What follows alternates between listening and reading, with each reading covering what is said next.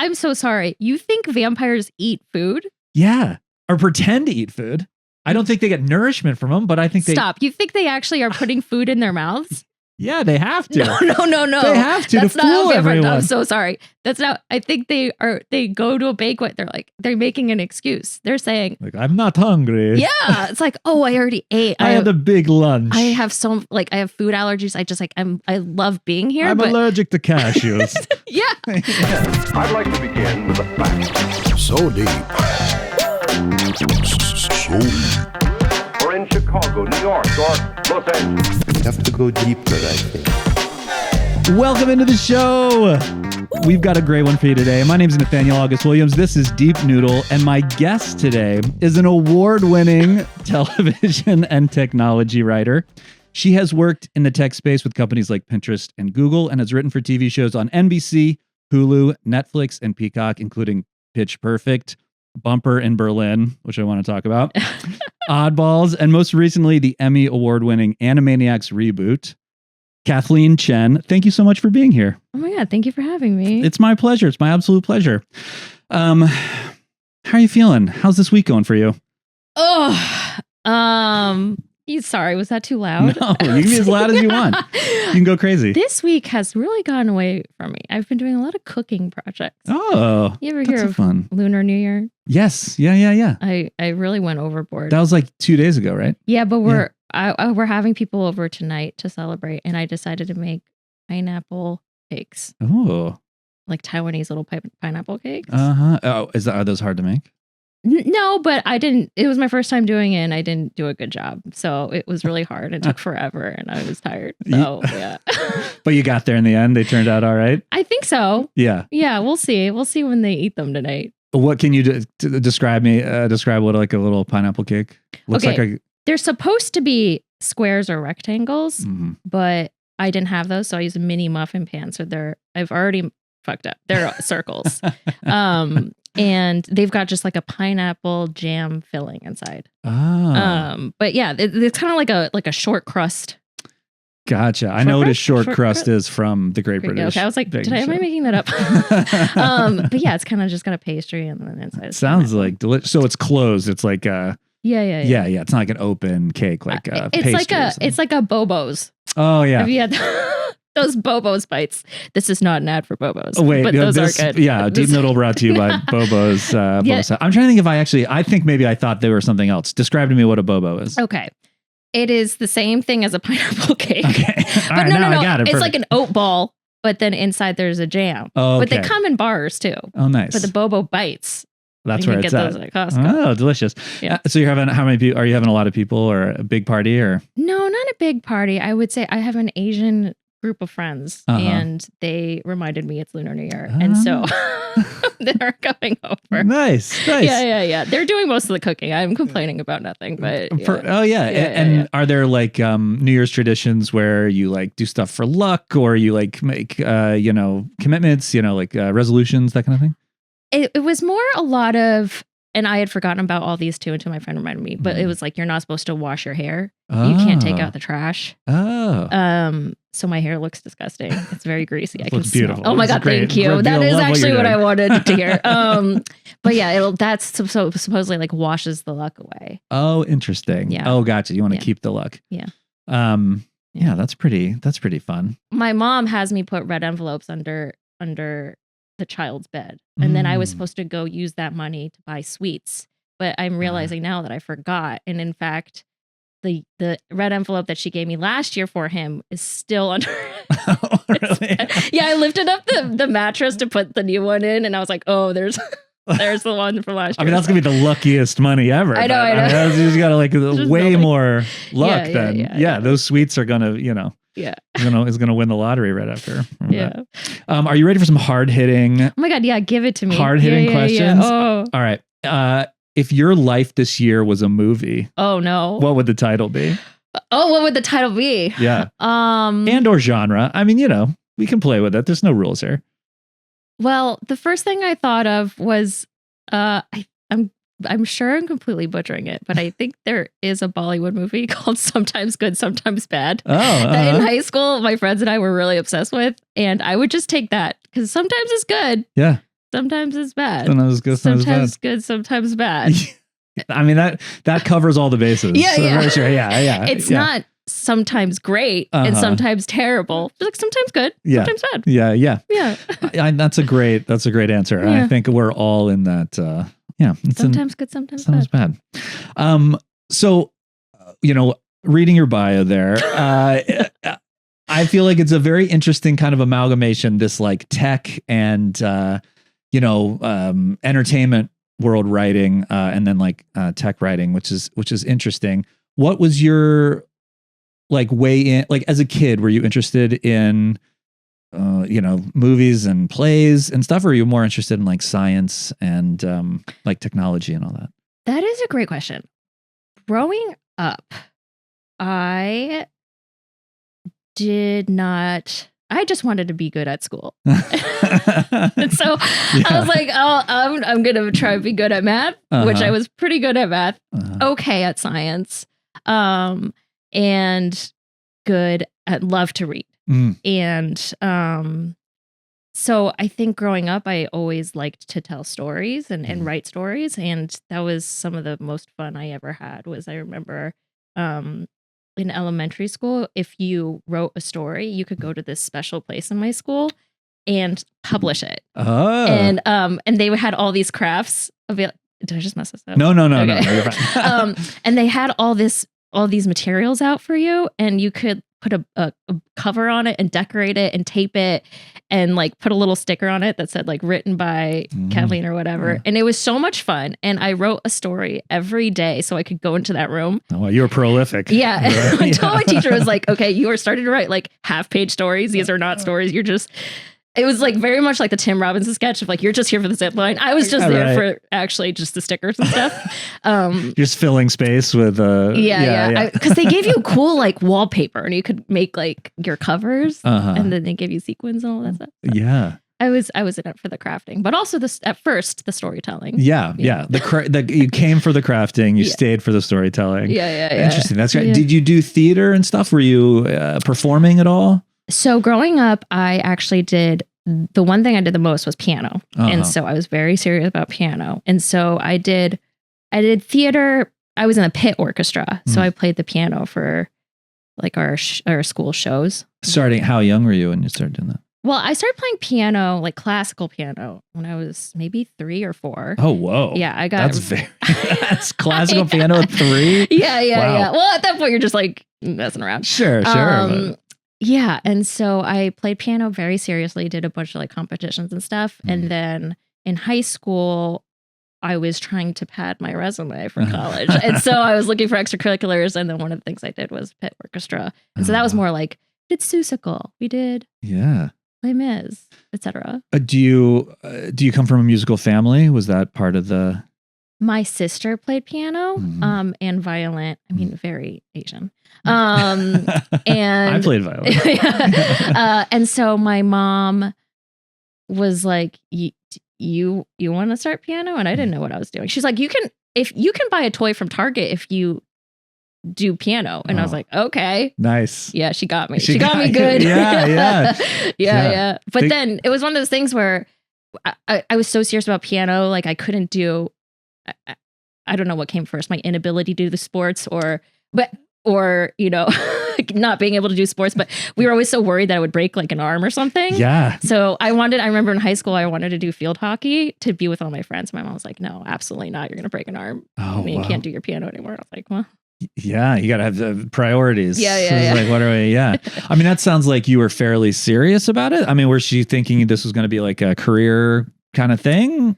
I think there was a point where I thought maybe I should try to go to Juilliard or something. But the truth is I, not to brag, but to brag, I was very good at it. Yeah. But I don't think I loved it. It was very much a chore to me. Yeah. But I was quite good. Right.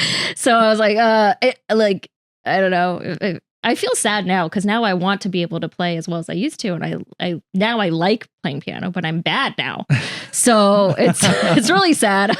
Yeah, and sometimes I do wonder what could have been if I had just like stuck with it, and not had the pressure of it in the same way that I felt that like back then. But yeah, I just I was listening to a Hidden Brain podcast. Shout out to Hidden Brain. And they were talking about sort of fulfillment and, how to be happy. And basically the takeaway was like, if you get paid for something, you're no longer able to enjoy it in the same way, which seems kind of like obvious, right? Like we probably all kind of know that, but to have it sort of scientifically backed. And then the same thing was true if you basically had a like they looked at athletes and they're like, if you have a scholarship to play a sport versus if you're a walk-on and you're just kind of doing it for the passion, the people that had the scholarships basically like never played the sport again once they stopped needing to do it. Like they had to do it to stay in school. And so it felt like an obligation and the pressure was very high. And then they basically just like stopped doing it. Like, didn't go pro and it just like didn't become part of their life. So it sounds like that, that makes sense, right? Like the pressure of doing it kind of like takes the joy out of it a little bit. Feels like an assignment. Yeah. But maybe you can push through that and find the joy in it again. I can't actually, because my sister was also incredible at piano, and she is continuing the cycle of trauma with her daughter. Perfect. As you do. And yeah, now my sister has 2 pianos. When I was home over the holidays, we were playing duets, and it was very fun actually, and just yelling at each other across the room over our pianos. That sounds amazing. Yeah, it was very fun. That sounds like a scene from like a romantic comedy or like a Hallmark movie or something. Like that's amazing. Yeah. Is there a story from your childhood that is like emblematic of your personality or of your, like sometimes these stories become like part of your lore, like part of your like mythos, sort of like a defining childhood moment or anything from your childhood that comes to mind like that? About anything anything. Just like this is so Kathleen. Ooh. I honestly, not really. No, I can think of the one thing I think of just automatically is that I fell asleep in a laundry basket at the top of our stairs once when I was little, and my parents thought it was so funny. I was like I think 5, and I think it was the first time I realized like I could make people laugh or something, or I could do something that would get that reaction, and so I tried to do it again, and so the next day I tried to sleep in the basket, but it was uncomfortable and I didn't rest. Yeah. And that was a fail. And probably didn't get the same reaction, I'm guessing. Yeah, it didn't kill on the second. No. Which is an important comedy lesson, the law of diminishing returns on you get one callback and then got to space it out a little bit. Yeah, that's interesting. So you sort of like realized that making people laugh was fun and sort of a thing you could do and felt good. Or just attention in general. Yeah. Yes. Yeah. A little hungry goblin for attention. Yeah. I'd say that is like a through line of a lot of people that end up in this town and this business.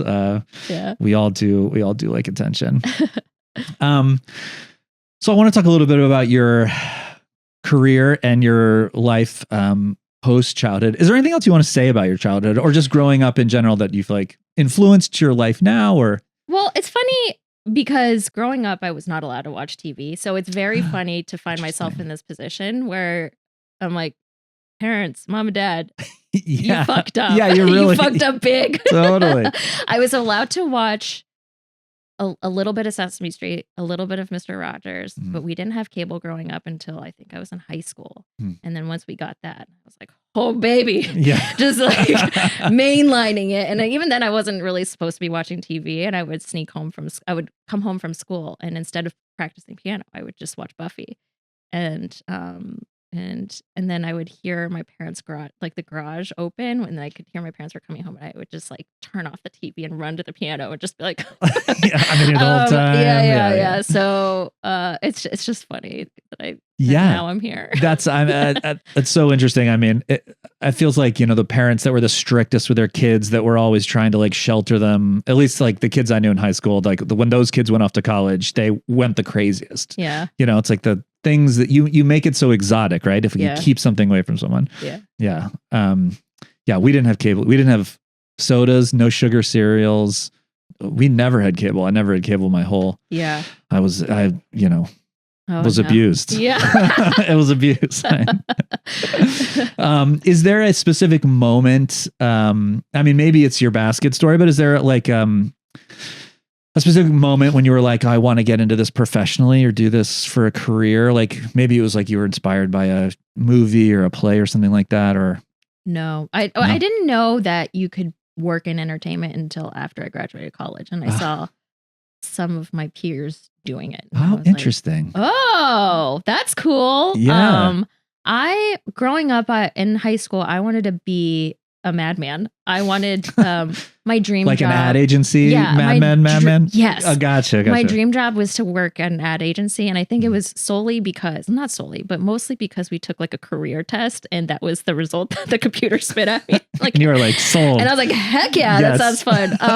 But it was fun. It was also like my first exposure to like computers and graphic design. And I remember we had an assignment, which was to take an ad in a magazine and redo it in like Photoshop. And it was so fun. Oh, it was like the first time I'd ever played with Photoshop. And I was like, yeah, maybe I could do ads. So that was kind of then after in high school, my goal was to do like marketing. Is there a specific part of that you enjoy more? Like, are you a visual? Do you like to design?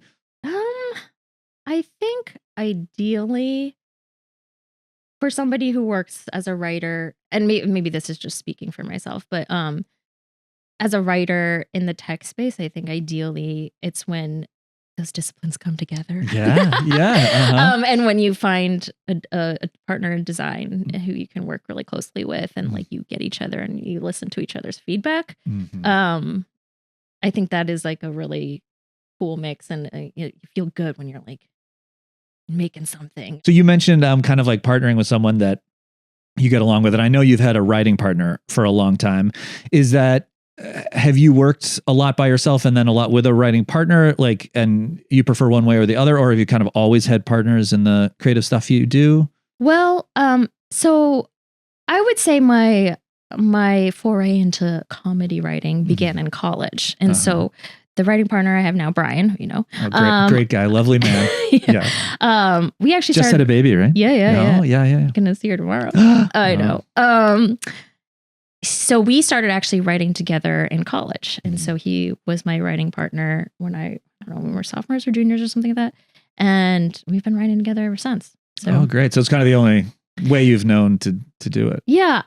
I've definitely I've tried to do things here. Like I started writing like a YA novel, like, we'll kind of go off and do some little passion projects sometimes, but then inevitably we always come together, and I think the work is much better when you have somebody to talk things through with, and it's like a built-in writer's room. Right. So you always have somebody to bounce ideas off of, and somebody to kind of push you into a different direction, or For sure. Yeah. One of the hardest things about writing, I find, is just the getting out of your own way, like the self-judgment and just being like, this is awful, or like, I can't go down this path. Like, do you find having a partner sort of helps with that aspect of it?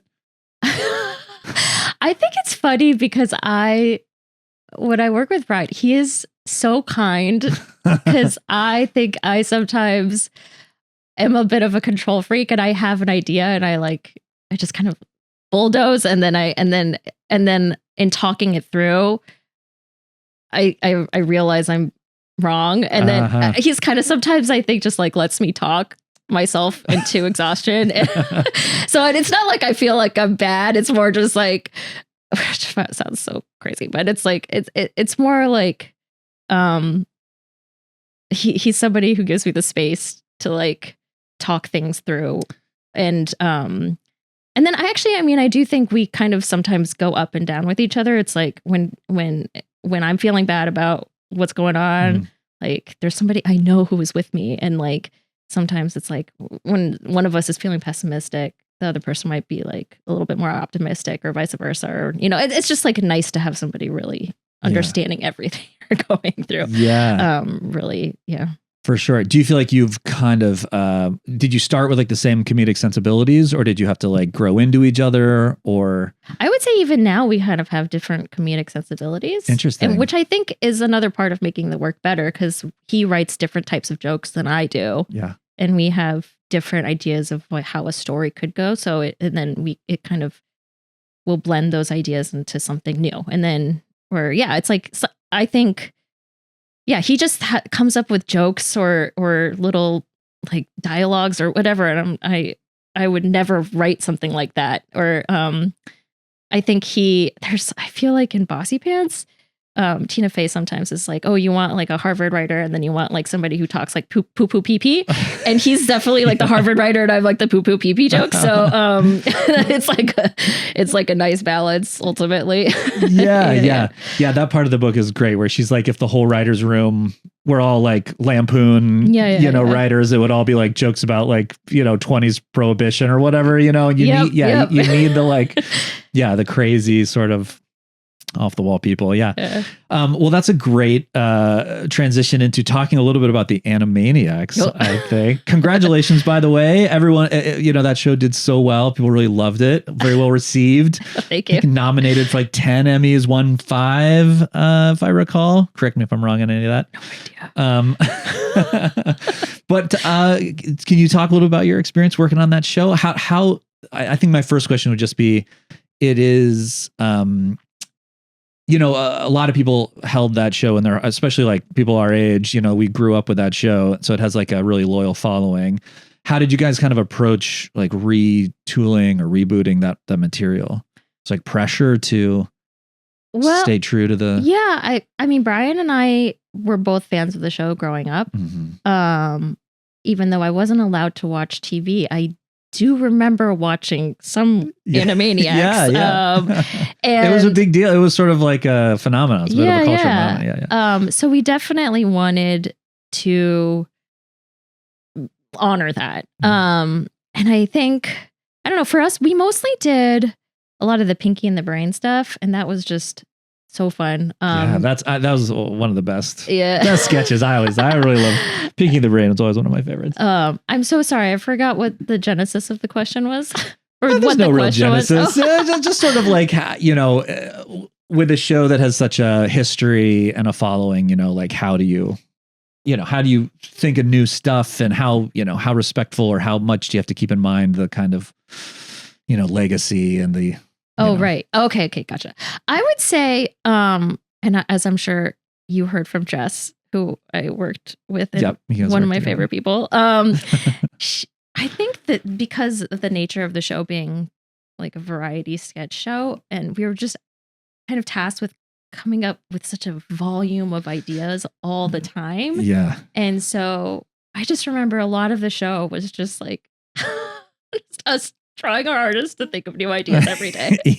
And it was like, oh, maybe we could do a parody. And then I remember one of the most insane fun times that we ever had was just like, okay, guys, like, let's just do a grab bag and we just all put in like verbs in one bucket, like a literal bucket, like nouns in another one.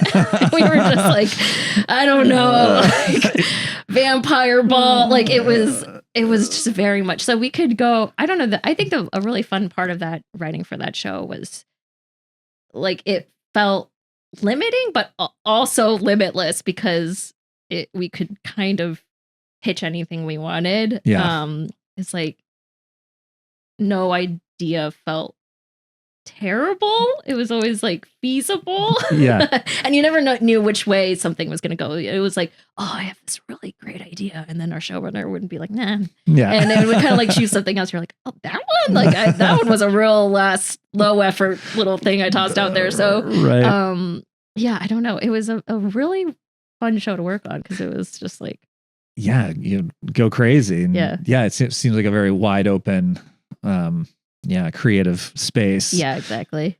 Were you guys aware of the fan reaction? Like, were you guys in the were you reading the Reddit? You know what I mean? Like the subreddit? Not the subreddit, but there was a podcast. Yes, I think I remember.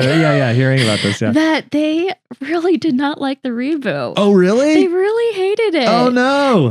They were very attached to the original show, and that was kind of hard to listen to sometimes. But it was also like, Do you think they know you were like? Was there any interaction? Was there any back and forth? Like, did they know? Like, is this the moment they're finding out? I'm so nervous, because I think they did find me on Instagram, but I didn't what is that? Like friend the back or whatever. Oh, follow back. I was like, this feels, I don't know. You don't like me. Yeah. Yeah. Did they ever reach out and try to have you guys on the show or anything like that? I don't think so. Maybe that was their way of trying to do that, was DMing me or following me or whatever. Yeah. But they didn't try harder It's than tough. that. Yeah. I mean, if they're trashing the show on their show, it's a tough bridge to cross. Yeah. Interesting. But it's fine. Yeah. People are entitled to their opinions. I guess. Like the old show was good. People like it, I would hope that they found some value in our show, but you do what you can. Yeah. Did it change over because it went for 2 seasons, right? 3. Oh, 3. Yeah. Over the course of the 3 seasons, did their tone change? Did you win them over at all, or was it the same kind of? I stopped listening. Yeah. But I do not believe it changed. No. Yeah. Well, there's still time. If you're listening out there, Animaniacs podcast, you guys really blew it. You could have had some friends in high places, but man. Oh, God. How did you guys decide what sort of current, a big part of Animaniacs is like the commentary on current events or social, entertainment commentary. Social. How did you guys decide what stuff to deal with? Oh, man. Like trying to remember. Just put like a name in a hat and then. I think there was an aspect where we didn't want to do anything that felt too timely because the production just took so long. Right. So we couldn't do anything that was very hard-hitting news. But we did I think we got a note once that was like, we want it to feel more like Huffington Post, which we're okay. Yeah, what does that mean? I don't know. I don't really remember. I just remember there being some note about Huffington Post. So we were just like, okay. So we did do some things that there was a sketch that there's like a monster that was Trump. And then Brian and I wrote a sketch that was like an Elon Musk type person going to Burning Man. Right. So we would try to have archetypes of, or like parodies of these people in the news, but without really doing too much very current of any things, because it just wouldn't feel up to date by the time it went to air. So how long? What was the production timeline? Like how long did it take? I think 2 or 3 years from the time we would write it to the time it actually aired. So yeah. I think we started writing the show in the first season in 2018, and I don't think it aired until 2020, something like that. Sounds right. Yeah. Yeah. So. I mean, we had to watch ourselves because we would write things like yeet or dab, and we were like, that's not gonna. It won't be a slang. Those are not things that are gonna exist. Yeah. Yeet is kind of gone, right? No one really says yeet anymore. No. But dab, maybe does dab? People say I dab? don't think so. Not I think too much. It's all gone. Yeah. We're gonna bring dab back. I was trying to get when my child was a wee baby. I thought it'd be so funny to teach him how to dab. And so actually there was a month where I was like, hey. Yeah. Did he get it? He did it once, but it was entirely by accident. Yeah. He's very young. I mean, he was very young. Yeah. I think that's a good segue into, I wanted to ask, how has having a child, this is your first. Yeah. And he is 2.5. 2.5. Oh man. Yeah. How has having a kid changed? Has it changed the way you approach your career, the way you approach life? Everything's just the same. I guess I was thinking about it, and not being in a room right now it's given me, I don't know. It's I think about the first room I was in and our hours in that room. There were a couple nights we were there till 2 a.m. or 3 a.m. What was your first room? Great News. Great News. Gotcha. And I was just thinking, man, how would I do that now? Yeah. I don't know. So I feel on the one hand, very grateful to be able to have this time with him, but also, it's just an interesting. And also I feel this ongoing anxiety of the next job you have, you don't know what that person's going to, your boss is going to be like. How flexible are they going to be? Are they going to be okay with you leaving to go pick up your kid? Right now I have the flexibility. It's okay, I can do pick up, drop off, at these times for a school. And oh man, if I had a hardcore boss who wasn't into that. Yeah. I was Yeah. I mean, famously writers' rooms in LA, are crazy, right? Or in New York too, I would assume. But writers' rooms can be very, there's not much work-life balance. Yeah. Well, it potentially. I think I've had a mix. I would say, I think the rooms I've been in have mostly been really good. Yeah. And great work. Like Animaniacs, we were like 10 to 4:30. Yeah. That's amazing. Yeah, that's like unheard of. Yeah. I'd And then I had a couple Zoom rooms, so, but yeah. I also would just say that, I wasn't obviously in the Animaniacs room, but everyone that I met in that room seemed like the nicest person ever. It just seemed like for whatever reason, that room attracted the nicest people. Yeah. I think I've been really lucky where every single room I've been in, people have been so nice. Like even the first room where we went to like 2 or 3 a.m. It was fun until 2 a.m. But like now as a mother, I would be like, oh man, what do I do? Like, yeah, I would never see my kid if that happened every night. It didn't happen every night, but I was very lucky that those nights till 2 or 3 a.m. were with amazing people. But yeah. I mean, do you think? I mean, if those opportunities come, it's sort of like you kind of have to jump on them, or would you? Yeah, I think you gotta kind of do it anyway, right? Yeah. And luckily, those rooms, though, writers' rooms have a kind of beginning and end. And they're usually for better or for worse. like 26 weeks or whatever. Yeah. So for better or for worse, right? Yeah. The work runs out, but you do kind of get to take some time off. Yeah. I also think that maybe now people's attitudes have changed a little bit with COVID and everything. It's like seems that way. That I know it probably happens a little less now, but yeah, it seems like everyone sort of realized, you can do this over Zoom and you can do it in 5 hours or whatever, you don't have to be 12 hours in a room. But I don't know. Seems like it's a conversation. Like it's going back and forth. Yeah.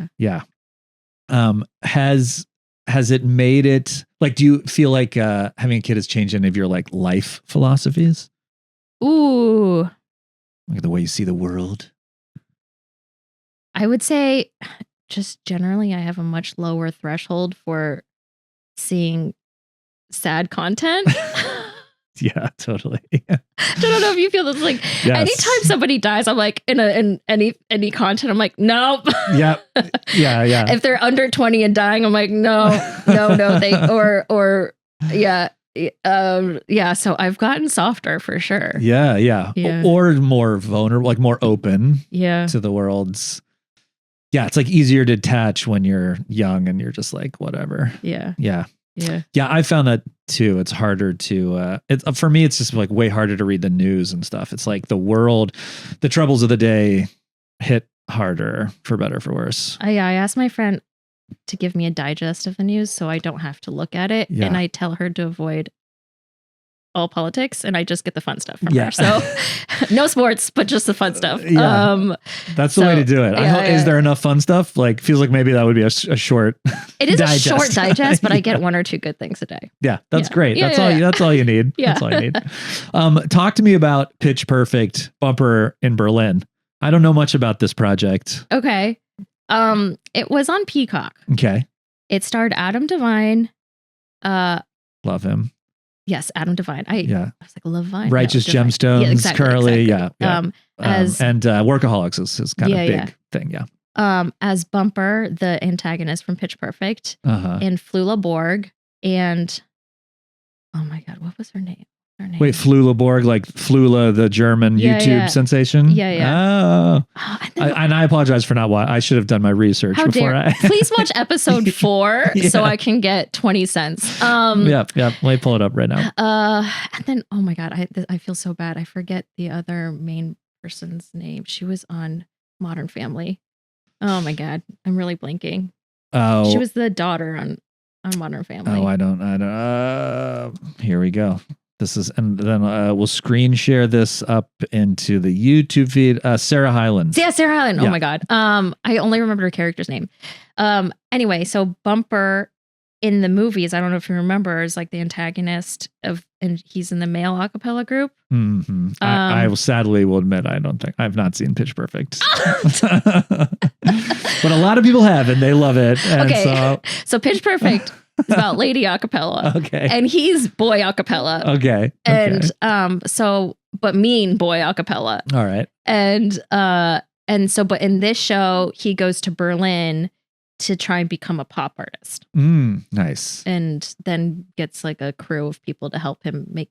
Oh, and Jamila Jamil was also on it as his antagonist. And so they go to Germany and try to become famous. So that's what that show is about. We were in the middle of writing season 2 when the strike happened, and then it got canceled. Oh no, gosh, that's such a common refrain. Yeah. The strike was tough. It's like the things that we were all striking for were very important and necessary, but it really kind of took a toll on the everyday worker and the industry. It was hard. Do you feel like your music and piano skills came into play? Were you able to merge your worlds? Actually, yeah, not the piano part of it, but because, on Animaniacs, we did write a fair amount of songs. Yeah, it was very musical. So, I don't know, that kind of has become a common thing with the work that Brian and I do. The first thing we wrote together in college was a musical. Oh, really? So, yeah. And then Animaniacs also did some music, and then Pitch Perfect, I think our episode had like a song. Oh, there you go. Your parents are like, my parents have never watched a single thing I've done. They're like, is that true? Of course it's true. They don't have like Netflix or Hulu. They don't have anything. Oh no. They just watch Taiwanese news on YouTube. So they're just like, what do you do? They don't understand what I do. Even can you send them some links? Are they? That seems like kind of sad that they're not. I think I could send them some links. I just don't know if they would watch it. Yeah. Yeah.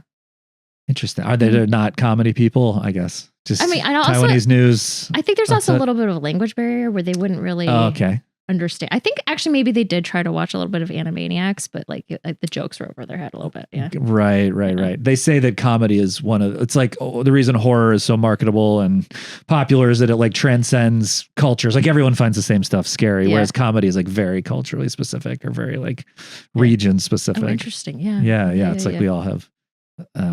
Very specific. They were talking. They made like all the different versions of The Office for every different country had like a very like the Michael Scott character always had like very different flaws. Like for ours, he was very sort of awkward and inappropriate, but for like other cultures, it was like a different. He was clumsy and bossy or whatever. Yeah. Put it in your the more you know what I mean? Yeah. I got to get on their YouTube app and I guess. You got to change their algorithm. Yeah. But do you think of any, do you have any like big mistakes or like regrets in your career? Like missed opportunities or a time you feel like you really bungled something? Or has it all been smooth sailing? It's interesting because you just never know when you've bungled something. Like I wish I could pinpoint when I know I've bungled it, but I don't know what I bungled. Yeah. Like what was the bungling? What was the bung? Right. It's like when we pitch something and it doesn't go our way and we hear it was close, but I was like, well, what did the other people do? Right. And then, or that one, what do they do? Or like when we're going up for staffing and we don't get a role, it's like, well, who did they choose? Like, and then it's like, did I say something stupid in the room? It's like, I don't know. Yeah. I wish I could know, but you just don't know. You don't know. I mean, do you feel how much of that do you feel like is in your control, right? Like there's so much behind the scenes you don't know. I mean, you guys are a writing team, right? And it seems like there's obviously you get 2 writers if people don't know that you guys basically split the paycheck of 1 writer. So the show gets 2 writers for the price of 1. It's such a good deal. Which is such a great deal for them. Right? So in a lot of situations it seems like that, maybe that's an advantage. Yeah. I can't really think of why it would be a disadvantage, but maybe, you know what I mean? Like that would be out of your control if a showrunner didn't want a writing team or something like that. I think sometimes it's just a vibe thing. Like, well, especially when you're going for a job in a room, like they're meeting with a lot of different people and it's just like, who do you personally get along with? That to me is like, oh, that's out of my control. I guess I could change everything about my personality, but it's hard. But why would you? You have such a great personality. Oh my God, thank you. That'd be crazy. Then I think the things that feel more in my control are like when we are pitching something and then it's like if I had feedback about what you didn't like in the pitch, I could fix that. That's no problem. Like I'm happy to delete everything I did and do exactly what you want. But you just have to tell me what exactly you want and I'll do it. But it's like somebody's already done exactly what you want. And so it's like, but so that kind of thing feels more in my control, but it's also wildly out of my control if it's just 100%. Yeah. The vibes are whatever. Yeah. Yeah. You've never feel like you've ever gone out of a pitch and just be like, oh, we blew it. I can't believe we said that thing. Or I think I've been in a couple meetings where I was like, did what I said? I mean, that's Yeah, that's how I feel about every single human interaction, though. So it's not specific to a pitch necessarily. Yeah. But yeah, I don't know. You're always doubting everything you say. That's funny because I think of you as a very confident, outgoing person. Maybe some people don't want that. They'd be crazy. Oh, They'd be man. crazy. Is that how you think of yourself? Are you outgoing and I think are you like an extrovert? I don't think I'm an extrovert. No. I think I am. I think I've gotten more introverted over the years. Interesting. But I think I can. It really depends. I don't like being like in a big room full of people, but like closer. And I think that is that introvert? The classic definition is: do you take energy from being around people, or does it like cost you energy to be around? So when you recharge, when you're like, oh, I just need to recharge, is it like I want to go out and be around people and that like recharges me, or it's like, oh, I'm exhausted, I need to be alone and like recharge? I think more the latter, but Yeah. then I do that too much, and then I'm like, Yeah, you need to be around I people. gotta go outside. Yeah. Sometimes people, sometimes no people. I don't know. Yeah. I've always been. I think I'm more of an introvert. I need lots of alone time, but then you just get lonely, and you're like, well, now I need to be around some people. So I'm bored. Yeah. What does that mean? Yeah. What does that say about me? I don't know. Myers-Briggs. Tell me now what you think. I would love to take a personality test every day. I love personality tests. have you taken a lot of personality? Like, do you know your Yeah. Well, NFJT, NF, I think the INFT, last time I took it, I think I was an INFJ, INFJ? but I don't exactly know what that means. Like, I forget what the N is. Yeah. What is the N? Introverted. Is it intuitive? Maybe. Because that's so stupid. Because they could do you have two eyes. That That's so might be stupid. what it is. And then what's F? Feeling. Feeling versus thinking. Sure. Have you heard of the Enneagram personality? I've done it. Yeah. Oh, Wait, that's the 1 through 9 thing, right? 1 through 9. Yeah. Do you I know don't your remember number what is? I was. Yeah. That my growing up, my mom was really into this stuff. Oh, and yeah. so she would give us as kids, we would always take these Enneagram tests Oh my and God. Myers-Briggs. And Your mom's one was BuzzFeed. yeah, my mom started BuzzFeed. I don't know if you know that way. No, she was just very interested in, psychology and all that stuff. Yeah. And what I always thought about Enneagram, and I don't want to besmirch, I really like Enneagram. I found it to be like eerily accurate, but it also felt like a little bit, it was sort of like Myers-Briggs meets like your horoscope was kind of how I felt. Like it was like scientific adjacent a little bit, Yeah. I mean, maybe all of personality tests are a little bit like that, but it felt, I don't know, maybe I'm wrong. No, I don't think you're wrong. Yeah. I think you're a 6. I'm a 3. Oh, really? Yeah, I'm a 3. Let's see. What's a 3? Appearances are very important. You like, you make jokes. You like a charmer. I only remember the positive. You're very charming. You're very handsome. Appearances are important. I think it's, the things that I loved about the Enneagram, that's right, is that it had this spectrum where it was like, if you're here's the things you do when you're unhealthy, and here's the things you do when you're the most healthy. Oh. And it was like, at its worst, when you're unhealthy, everyone is a murderer. It's like you're either a murderer or you're commit suicide. Like those are the only there's maybe there's like one type that just like gets depressed and oh my God, like takes like leaves society, but otherwise like that's the way it always goes. And then at your best, and these are like the human extremes. So these are like most people are not any of these things, but you would be like, you're like Gandhi or whatever, you're right. like a religious leader or a philosopher or like a president or so I always thought that stuff was very interesting. And I would like, this is embarrassing, but I'm going to talk about it. When I was in New York, I would go on internet dates. And one of the things that I would talk about was the Enneagram system. And I would pull up the personality types on my phone and I would try to guess what the other person was, and then I would read the Wait, as like a conversation starter? Yeah, just like a conversation starter. I think that's fun though. Yeah, it was I thought it was fun. It was just sort of a like, you know, and you learn about the person, right? You're sort of like doing this personality test. And what I was like, so we would like read the descriptions of the personalities together, and they all have names. It's like the achiever or the loyalist or the helper. And so we'd real quick kind of like pick what we thought each other was. And I thought I was a 3 according to my mom. So I talk about my mom a lot on dates. So that was my go-to move. But then we'd read, it would sort of be like, oh, you're a helper. And then it would be like, okay, do you think this blurb, I think it was 9 levels, and it was like, you know, optimal, suboptimal, and like in the middle or whatever. And it was like, okay, you're retreating from society and you're feeling depressed. And like, he was like, okay, I'm not going that way. I'm going this way. But yeah, it was all, and then we would always read the worst. And it was like, oh, you're going to murder. Did that you're work? You're going to murder people. How did it work as like a date tactic? Well, I didn't marry any of those people. But it was a great conversation starter, and it was a great icebreaker. And I would say it worked in the sense that you got to know the other person more, and it was like a fun conversation starter. Yeah. Yeah. And maybe it showed that you were like a curious person.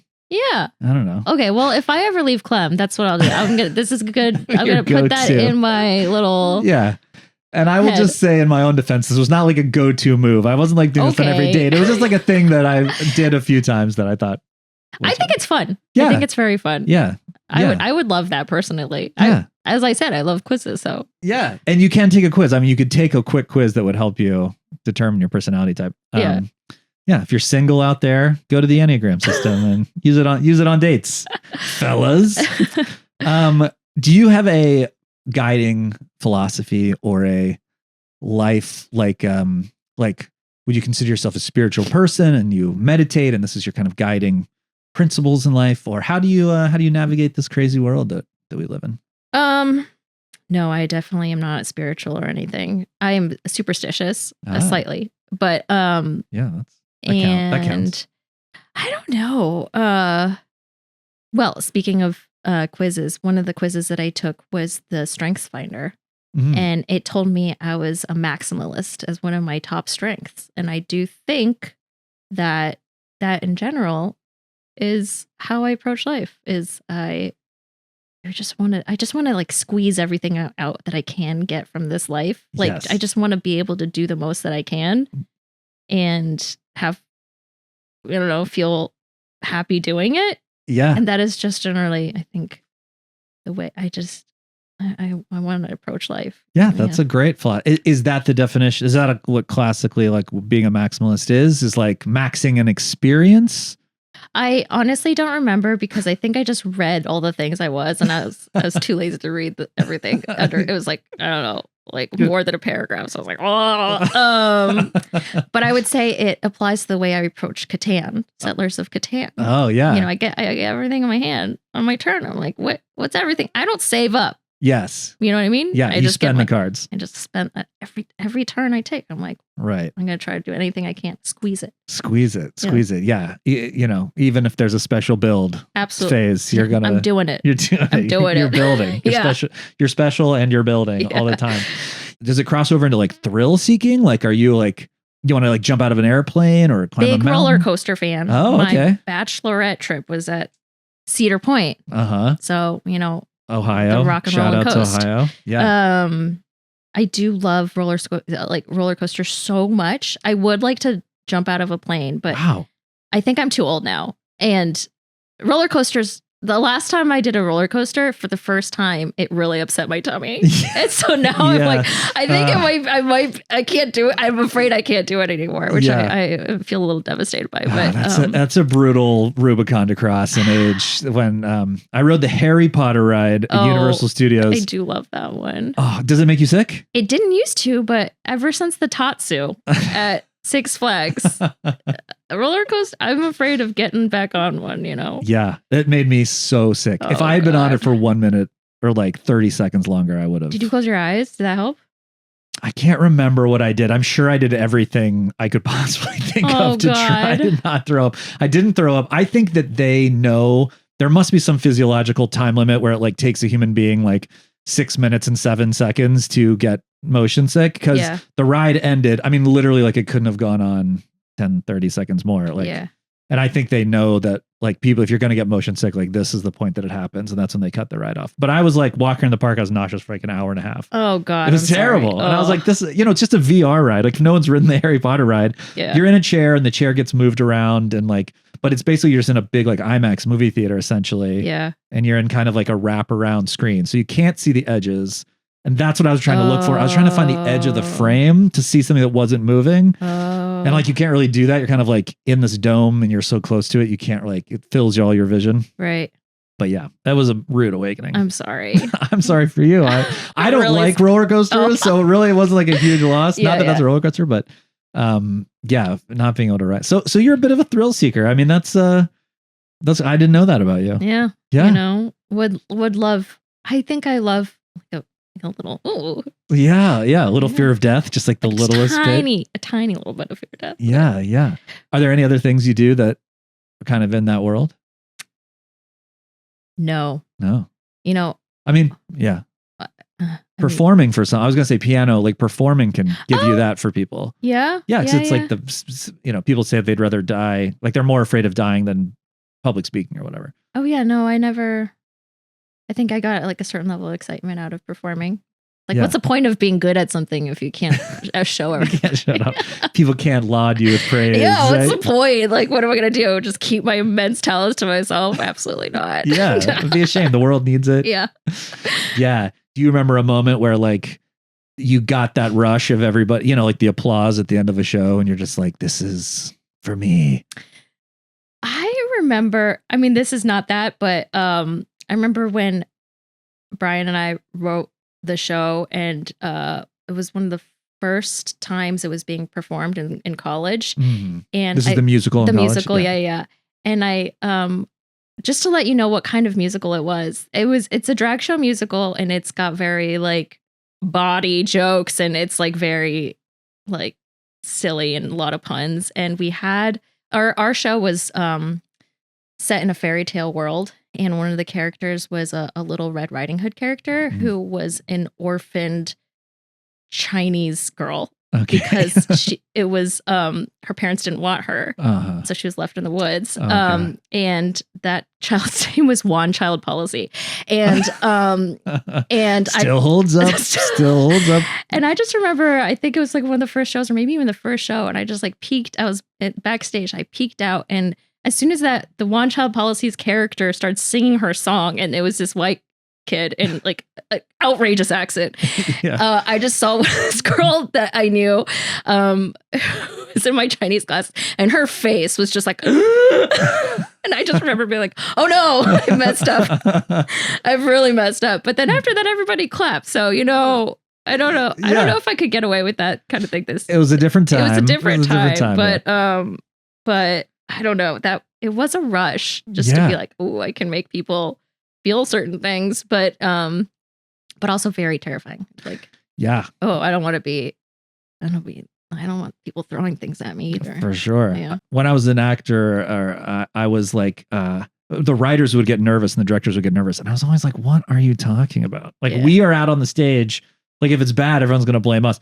And then I wrote some stuff and I was so nervous to have it performed. You really are just like, oh, it's all my ideas. And if it sucks, it's all my fault. Yeah. Like, it's a real, it's very vulnerable and to like put yourself in front of a bunch of people and be in the room with them. Yeah. I remember watching a short film that I made and my producing partner afterwards told me that I was like doing that thing where you like mouth all the words like the whole time you're right there.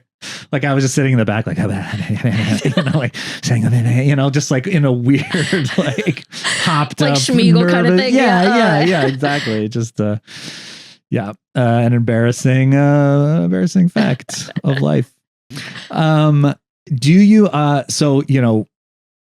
here on Deep Noodle, we're trying out the segment of bringing in some sort of weird, deep, crazy, out there kind of topic or thing you like to discuss. No pressure. Yeah. Anything you want to talk about? Any? Well, I guess what I was just thinking was because I mentioned that I'm the pee pee poo poo person. Yes. Okay, so one of the questions that I remember I've had for quite a while is, do vampires pee or poop blood? Because all they do vampires pee or poop blood? Because all they consume is blood. If I'm understanding vampires correctly, which I think I am. Yeah, the only thing they consume is blood. Yeah. So when do they use the bathroom? And if they do, are they peeing blood or are they pooping it out, or neither? Right. I mean, scholars have been debating this for eons. Yeah. So we probably won't find the answer today. But do you have a thought on that? Okay, so my thoughts have evolved over time. I think I used to think pee, but now I think poop. Poop. Oh. So you're saying vampires don't pee at all? They only poop. Sorry. To clarify, now I think they pee and poop. Okay. And this is actually because of having a baby. And if I'm thinking of babies, for a while they pee and poop. Exactly, but for a while all they do is drink milk. Yeah. So I think same thing. Right. They still poop. Even though all they do. I don't get it. Yeah. I don't get why. Really. Yeah. Well, that poop that they have when they're really little babies is so weird. It's that, chunk. Black. It's chunk. It's a little insane. It's thick. Yeah, it's thick. Yeah. It's very, very thick. Yeah. So one thought I'm having is, vampires can't be sated. They could eat food. If you're a vampire and you're at a big banquet and you're trying to seduce a maid in a way to drink her blood, you would have to eat the meal, right? So they consume food, or they can look like they're consuming food. But my understanding was that it turns to ash in their mouth. Wait, I'm so sorry. You think vampires eat food? Yeah, or pretend to eat food. I don't think they get nourishment from them, but I think Stop. You think they actually are putting food in their mouths? Yeah, they have to. No. They have to. That's to not fool how everyone. I'm so sorry. That's not. I think they go to a banquet. They're making an excuse. They're saying, I'm not hungry. Yeah, it's I already ate. I had a big lunch. I have I have food allergies. I love being here. I'm allergic to cashews. Yeah. But I don't think they are. If they're, first of all, if they're consuming food, it does not turn into ash.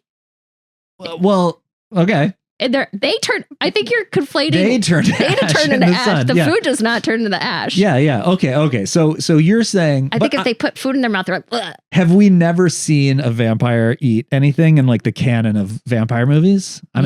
Name one thing that went in one time. I feel like an interview with a vampire, they're drinking wine, Isn't that blood? It's just blood? It could be just blood. I've actually never seen all of Interview with the Vampire. Oh, go out right now. Go home tonight. Okay, I'm so sorry. Put the baby to bed. Yeah. Go out and watch. Okay. What a joy interview. A young Brad Pitt, Tom Cruise at the height of his powers. Yeah. A beautiful Christian Slater. He's in framing device. Okay, Yeah, great. Yeah, a lot of. And Kirsten Dunst. Kirsten Dunst. I've only seen the end where Kirsten Dunst perishes. Oh yeah, that's a million times. You just watch that part over and over. It's always given to me on TikTok. I don't know why. Oh, yeah. It's in your feed. It's just Constantly. Children turning to ash. Yeah. So I guess I feel like somewhere deep in my subconscious or whatever, I have had this thought that vampires go to these meals and drink and eat to blend in. But you're right. I can't specifically say, I saw Lestat eat a steak at any I think point. in Twilight, they might be in the cafeteria, but I think they're all just kind of picking at their food. Yeah. And pretending. All right. Yeah. All right. So they're doing the old food. Yeah, the fake pretending to go in the mouth, putting it in their pockets, feeding it to the dog. Yeah. Yeah. So all right. So, but my assumption was if they were eating, it was just sort of evaporating, their magic powers are sort of turning it to ash inside them. And then with the blood thing, I think you could go two ways. One, you could think that their body just absorbs it completely, right? They're so hungry for blood. Yeah. That their body just takes it all and they don't need to pee or poop. Right. Yeah. Yeah. But then the other side would be they gotta they can't have all the blood. Like if they're drinking rat's blood Right. and human blood, like human blood's better, so they got to excrete some of the leftover rat blood. This is like they don't have a heartbeat, right? Do they have a heartbeat? Oh, that's a great question. Like, so do any of their organs work? Right. But then, wait, hold on. Yeah, Actually, they must surely have blood because they fuck a lot, right? They do fuck a lot, so they gotta get boners. Yeah. Yeah, you're right. So some organs do work. Yeah. Yeah. God. I don't know. Vampire anatomy is so confusing. You're really, this is a world I'd never really thought about. These details tip of the iceberg. Are the tip of the iceberg, right? Yeah. They're fucking and sucking. They gotta have those organs have got to work. Yeah. Gotta lube it up. And so that would lead you to believe that all the organs that to blend in with humans, everything has to pretty much work. Their heart has to beat, their hair has to grow. But I don't think their hair doesn't grow, right? And I don't think their hearts stay the same do age. beat. Wait, do they? They get staked in the heart. Yeah. So why would that kill them? But that just could be like a magical, or that could just be a magical property where it's like the heart is where you stab, but it's not because the heart is doing anything. Right. Because if you stab them in the heart with like a plastic it's not going to do stake, it wouldn't do anything. Yeah. It's only the wooden stake, right? Or they're allergic to wood. They're allergic to wood or crosses. Something. Yeah. One thing I'll say is that I think it'd be funny for a vampire to have to be like, I've got to go to the bathroom, like give me a moment. Right. Yeah. And just like at a urinal, just being like, But would you like to see what comes out? How about those rams? Yeah. What would come out? It would be gross. That's something I'm sure of. Well, if they pee and poop, I think their pee would be fine. I think it would just be like, I think maybe it filters the clear out of, and then you get the clear. And then you get the red poop. The red poop, clear pee is your vote. Your vote. Interesting. I think it's like a baby, so they get the pee, like a kind of a normal pee, and then their poop is like a thick red slurry. Gross. Just the worst. Yeah, like one of those icy machines, but like darker. Yeah. That's what I think. Yeah. I could get on board with that. Thanks. Oh man. Now I'm just thinking of all the contradictions of like, oh, you can stab in the heart. Or they've got to like, they blend in with humans. I would think because you're blending with humans so much, you would want to have pretty much everything look. But then they're also pale. Like in Twilight, they're also pale. They've got those pointy teeth. Yeah. I mean, right away, you'd be like, what's up with those pointy teeth? Yeah. Yeah. Well, in Twilight, don't they go, and then they... they shoot out. Yeah. Right. They like extend. Yeah. I have to say, I haven't watched a lot of Twilight. I'm not sure quite what the rules are in Twilight. Other than you have to be hot. Yeah. Okay. Yeah. First they have to be super hot. But okay, sexy, I would just like to say one more thing, which is I don't know how much blending in they're really doing with humans because they do most of their stuff at night. Yeah. So how often are they really trying to be like with normal humans? Because most humans are asleep. Right. So they're kind of just doing their own thing. They've got to seduce to do all that boning. Right. They have to lure. You know what I mean? Yeah. Or maybe that's just like their magic, right? That's their like glimmer where they just sort of enchant you. So they don't really have to, you're not like legitimately attracted to them. Like, I really think this guy could really be the one. Alexander Skarsgård in True Blood. Very hot. So hot. So hot. Well, I want you to watch Brad Pitt and Tom Cruise and see how they stack up to Skarsgård. But Skarsgård, I mean, extremely hot. He's a hottie. Yeah. He's True Blood. Yeah. And then who's the guy in the younger he was like in Good Times. You know who I'm talking about. He was Batman recently. Why can't I think of this guy's name? The other famous vampire, young guy. What? Wait, Batman? He was Batman? Yeah, he was like the new. People are just like smashing their heads into their car series right now. Yeah, he's a very famous vampire. Yeah, yes. Twilight. Yes, yeah, the Twilight. Yeah. I was thinking Superman for some reason. I don't know. Yeah. Like, what? Yeah. Yeah, Pattinson. I don't even know why. Why was I bringing him up? Was I saying vampires? Vampires. Yeah. But he's hot. But he's hot. Yeah. I actually am. I don't know. He's like. I think I'm more of a Skarsgård fan. Yeah, I can see that. Than a Pattinson. He's a little bit more of like a muscular vampire. Yeah. The other guy's kind of like an emo vampire. Yeah. They can both get it, but in different ways. Yeah. Yeah. One's like writing poetry, playing the guitar. Yeah. The other's like the captain of the football team. Yeah. And I'm on the bleachers. True Blood had the character Sookie in it. Oh yeah, Suke. Suki. Did you watch True Blood? Not really, but I know that much. Suke. Did you watch True Blood? Is mine. Oh yeah. Oh yeah. Oh yeah. I want to say the one episode I watched was that Sarsgaard had been taken prisoner and was going to be raped by female vampires. Oh, tough. Is that, I know, poor guy, but like, is that something that happened? I'm sure. I was like, this show's crazy. I mean, when you said he had been kidnapped, I was like, name which time? Yeah. He was all like tied up, and I think the female vampires were like coming on to him, and so many people are tied up constantly in that show. Yeah. It's nonstop chains and ropes. It's, it's like a BDSM vampire fantasy. Yeah. Now I'm starting to get it. Now I'm getting it. It's fun. It's really fun. Yeah. It's silly fun. All right. Well, you're going to watch Interview with the Vampire. Yeah. I'm going to watch True Blood. Yeah. We all have a lot of homework. We got a lot of homework.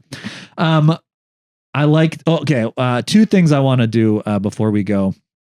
If you could give someone advice that's thinking about getting into the entertainment industry, they just got out of college, or maybe they're just getting out of high school and they're trying to pick their major. Any advice for aspiring writers, Don't do it.